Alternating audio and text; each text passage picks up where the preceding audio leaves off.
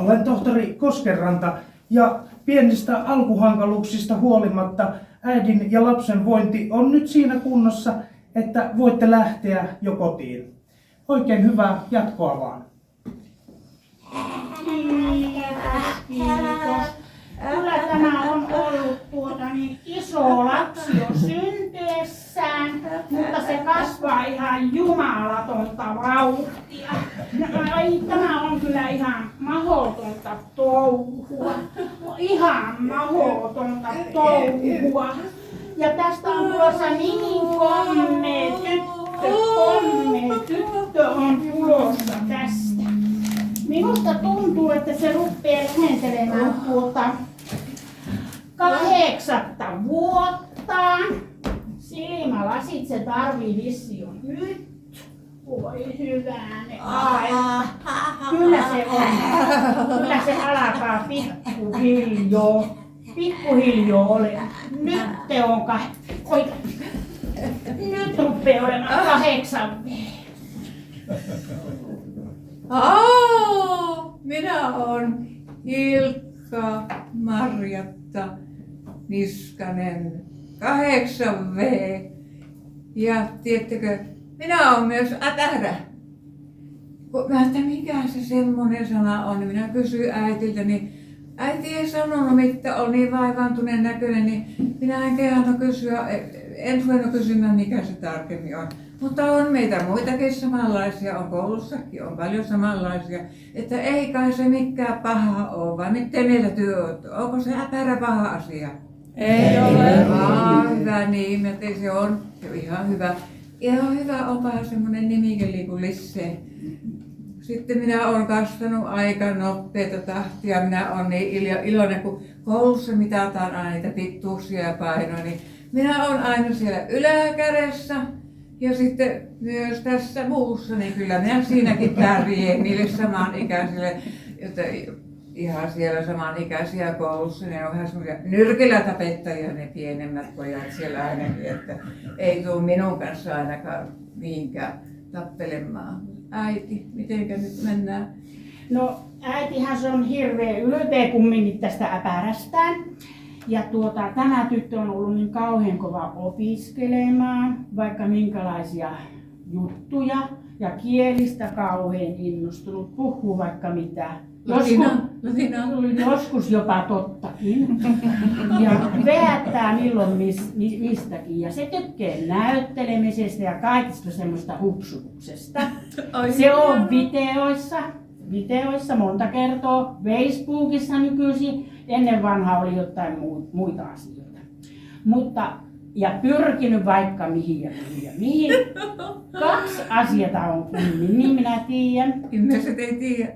Niin, 2 asiaa ainakin, johon se ei ole päässyt. Ensimmäinen oli semmoinen juttu, tuo variksen pelätin. Oli ollut lehti-ilmoitus, että variksen pelätintä tarvitaan Suonenjoella Mansikkamuolle. Niin ei tämä onneton päässyt, se on silloin vissiin vähän huonommassa kunnossa. Saanko minä lukea se ilmoituksen? No luepa vaan. Ilmoitus on semmoinen Suonenjoen mikä Sisä-Savon lehti, että ammattitaitoinen variksen pelätti hakee töitä Mansikkamaalta. 10 vuoden kokemus Mansikkamaalta. Arvast dem lättkomt nimmerk. Varma pelätys. Ei tullut yhtään Mutta oli siinä jatkoa sille. Sisaren Suluhanen oli nähnyt sen lehti-ilmoituksen meillä kotona ja on sitten siellä meillä kotona keittiössä niin on lehti auki, niin on siellä lukenut. Kuulkeepas minkälainen ilmoitus täällä on ja lukenut sen ilmoituksen. Voi hyvänen aika, pitääkö nyky-Suomessa Jonni onnettoman tälläkin tavalla hakee elantonsa. Ja äiti sanoi, että meinas sanoi, että meidän Hilkka tietenkin, mutta ei sanonut kun arveli, että se ei olisi ymmärtänyt kuitenkaan, eikä olisi ymmärtänyt. Mikä se toinen juttu oli se palovartija. Se minua harmitti, kun en päässyt. Niin, se oli tämä jokin älyn välläys, että hän hakee tuonne erämaihin johonkin Kainuuseen, niin palovartijaksi semmoisen, siis erämaahan semmoisen niin kuin ehkä tiedätte mikä se on, se torni, niin sinne. Hän on siis korkean paikan kammonen, ei oikeastaan itsekseen uskalla varmasti olla metässä, mutta sinne vaan palasti. Ja onneksi ei päässyt. Tuli Sanon kohtelias minä. vastaus kyllä. Ei ollut tarkoittu minulle. Tosissaan oli silloin lukion ekaluokilla oli silloin. Kaikenlaista on. No Hilikan te tunnette, mutta minua ehkä ette. Minä olen Helinin Ullamaija ja tuolta Rovaniemeltä. Ja edustan Balanssia, en nyt tässä, mutta monta kertaa olen kokemusasiantuntija, mutta olen täältä Savonmalta kotoisin. Eli Rantasalamilla on käydä syntymässä ja Jorosissa on kasvanut ja Pieksämäellä käynyt kouluni. Ja Hiljakan kanssa ollaan tavattu tuolla rautatieasemalla Rovaniemellä. Tätä se muistaa aina kertoa. Ja minä siis, niin naurettavaksi, että minä vähän... Joo, minä katsoin, että mikä ihmeen mummo tuolta tulee. Kävelysauvat, reppu selässä tietenkin. Me olemme menossa siis semmoinen luontoleirille. Ihan täyteen luonto. Niin, ja sitten se hyttysverkko päässä. Se tarvii olla, on niitä siellä. Niin. Ja hän on elämäntyönsä tehnyt siis Ivalossa, niin tietäähän se miten sinne pukeudutaan. Ajattelin, että tuommoisen ihmisen kanssa pitää samaan paikkaan mennä. Ja tässä me ollaan. Parikymmentä vuotta ollaan tehty jotain tämmöisiä juttuja. Muutaman kerran ollaan oltu tuolla Inari-viikoilla ja Hilkka on esittänyt mielenhuoltoa. 2 vuonna on ollut. Niin. Ja elämän varrella on tapahtunut monenlaista. Niin kuin nyt tämmöiset 80 ja 70. Niin. Nyt on minun unohdus tämä. Tässä teillä on harvinaislaatuinen tilaisuus nähdä oikein tämmöistä savolaista kahta sinä olet mummo, minä olen mummo ikäinen. Yhteensä 150 vuotta, 70 ja 80 näinä päivinä molemmat.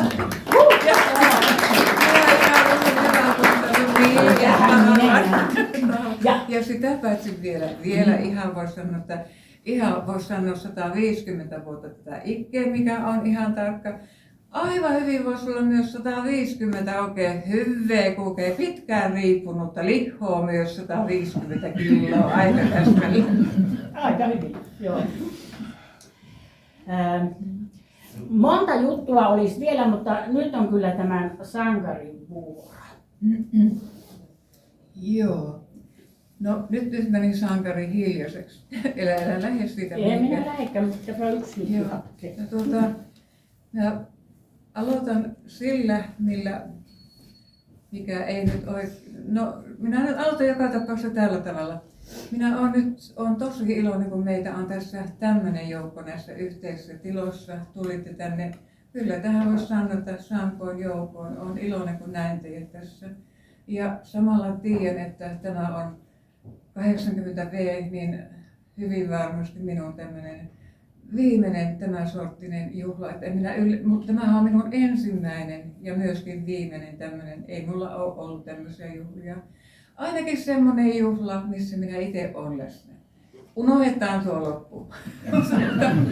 Nyt minä olen kuitenkin tässä ja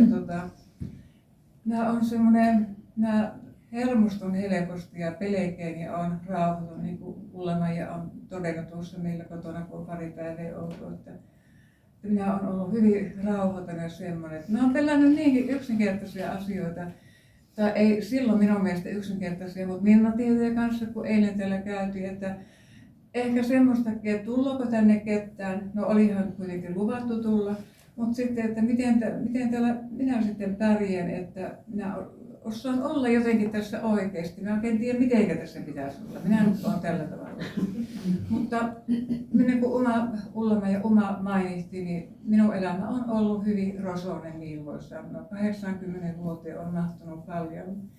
Ja enemmittä puheita niistä menneistä, tosi ikävistä vaiheista, synkistä vaiheista, mistä Mielenterveyden keskusliitossa, missä on, kenen kanssa on ollut tekemisissä, niin työ tiedätte sen, mistä minä olen kertonut ja mitkä asiat ovat.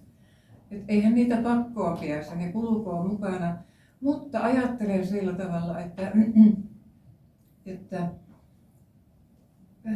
ihan oikeasti ajattelen, että en ole tahallani ollut paha eikä tehnyt mitä on tapahtunut.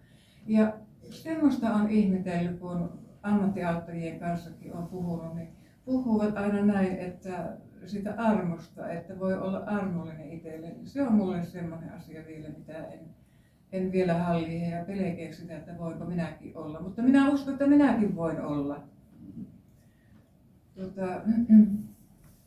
Se, kun mainihin tuon äpärä, minusta se on tärkeää mainita tässä, koska se on liittynyt minun elämään niin olennaisena osana se äpäryys äitin kanssa kulkeessa paikasta toiseen silloin aikana karjanhoitopaikasta toiseen, kun hän joutui kotoonsa lähtemään. Ja tämmöinen, olisi Uma voinut hyvin kertoa tämän muistuksen ihan lapsuuden ajalta, kun äiti oli yhdessä juvalaisessa hienossa kartanossa, oli karja-apulaisena. Ja hän oli kuullut joka päivä siellä, mitenkä huono hän on, kun minun lisäksi on myös toinen, on veli Antero, joka on meillä sama isä ja äiti. Että mitenkä huono ihminen hän on, niin äiti sanoi, että hän ei olisi jaksanut siellä pitempään. Esimerkiksi semmoinen, että siellä oli syöty 3 kertaa päivässä, lapsellekaan ei ollut annettu mitään syömistä sitten muuna aikana. Niin kerran kuvitelkeen, miten äiti oli keksinyt. Äiti on keittänyt siellä karjakeittiössä siinä muurin kanssa kananmunia ja antanut sitten minulle niitä. Ja minä ihan ajattelin, että herranjestas, jos äiti olisikin kertonut siellä tuvassa oikein, eikö jos minä olisin kertonut siellä tuvassa, että äitikö antoi mulle kananmunia karjakeittiössä, mitään siitä olisi seurannut. Toinen asia, se pitkä tori, minkä on ollut keskusliiton mukana, on ollut minulle hyvää aikaa elämässä. Ensikosketus oli vuonna 1997, jolloin siellä liitossa alkoi koulutus. Minä en muista millä nimellä se koulutus oli, mutta sinne haettiin eri ammattien, tuo Sirkku se voisi muistaa sen paremmin, sinne haettiin eri ammattien edustajia sinne koulutukseen ja en muista mistä minä sen näin. Yksi oli kuitenkin kääntäjiä. No, minä olin valmistunut englannin kielen kääntäjäksi ja tulkiksi. Päiviäkään en ole sitä vielä tehnyt elämäkseen, mutta on vähän kielitaito kuitenkin säilynyt. Niin minä ajattelin, että tuohan voisi olla mulle justi, että jos siellä on sopivia käännöstöitä, niin kyllähän minä niitä sitten voisin tehdä. No sitten kun se selvisi, että minkälaisia käännöstehtäviä ne olisi, että oikein virallisia niitä semmoisia asiakirjoja muita Suomesta englantia ja englannista Suomeen, niin mä sanoin, ei tule mitään. Vaikka justiin sen koulutuksen olin käynyt, en muista kuka se ohjaaja silloin oli, mutta sanoin, että ei minusta ole tuommoisia. Jos minä noita rupean itsestäni vielä nykertämään, niin sitten minusta vasta hullu tulloo, enkä minä niihin pystyskään semmoisiin. Sanoin, että minä haluaisin päästä puhumaan ihmisille. Ja siitä lähtien, siitä se alkoi se semmoinen, pääsin moniin hommiin. Silloin puhuttiin oma-apuryhmistä, eli oma-apuryhmien ohjaajia koulutettiin. Meitä oli monta, Marke Saarinen, Sinikka Salonen, Tuula Sillonen, Laitinen.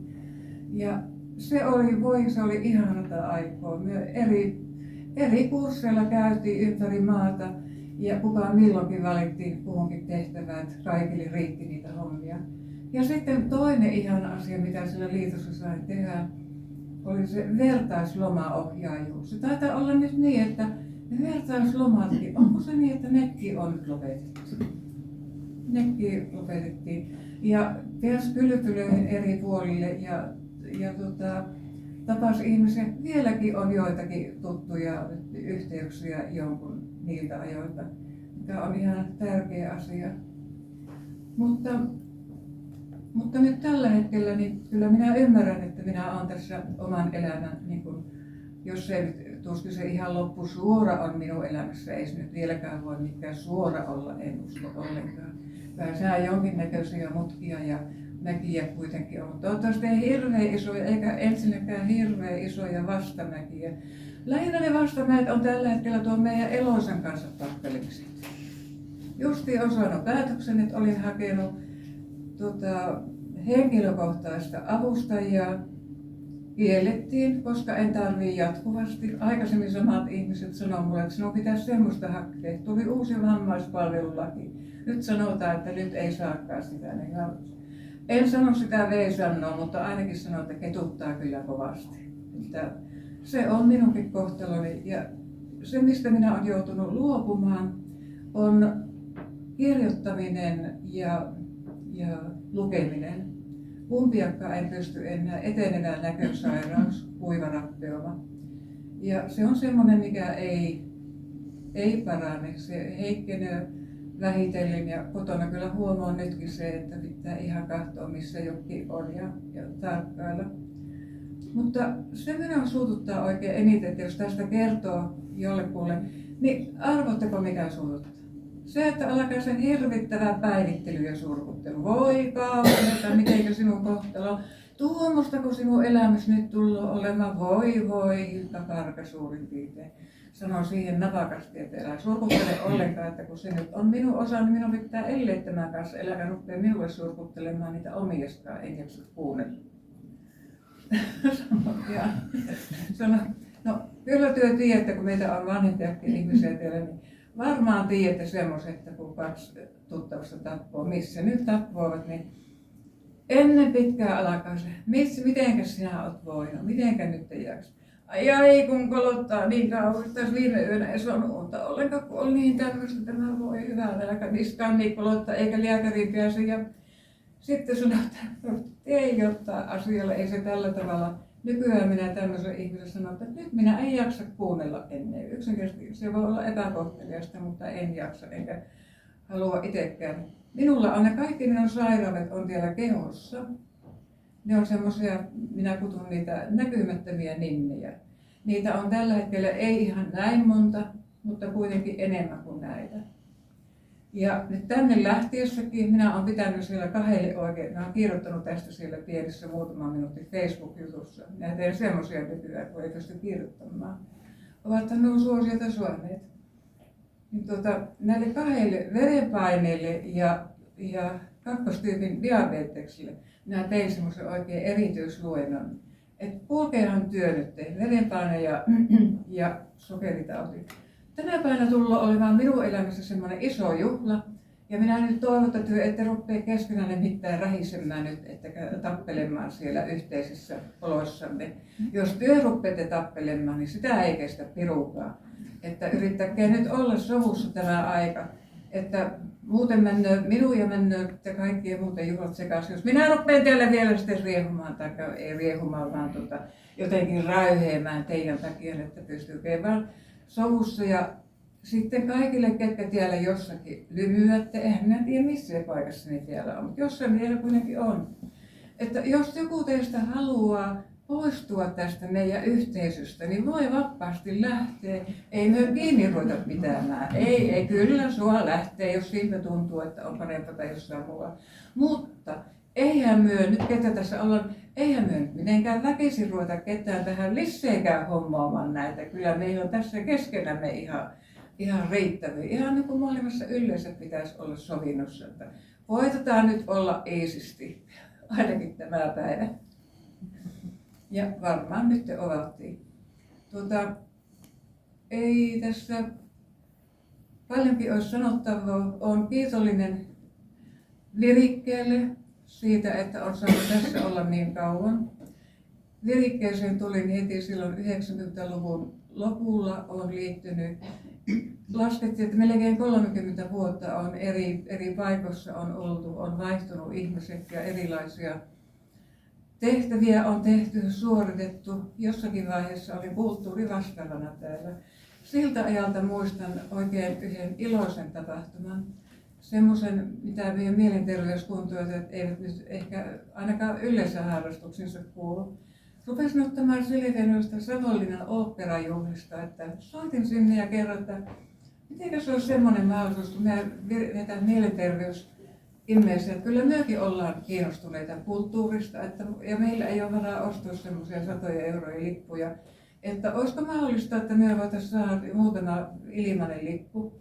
Loppujen lopuksi me saatiin 13 lippua. Mä en muista mikä se opera oli, mutta siihen kenraalinäytökseen. Ja ihana oli meille se, kun oli se pakettiauto oli ja Virikki laittoi meille eväät ja ihana aurinkoinen kesäpäivä. Muistan vieläkin sen päivän, miten onnellinen päivä se oli, kun lähdettiin tästä, eikä mitään haavereita tapahtunut. Ja on joskus sitä muisteltukin, niin se on meille sitä korkeakulttuuria, mutta piti tapella niiden eestä tavallaan. Mutta hyvä oli juttu ja kyllä kaikki tuntuvat tykkäävän.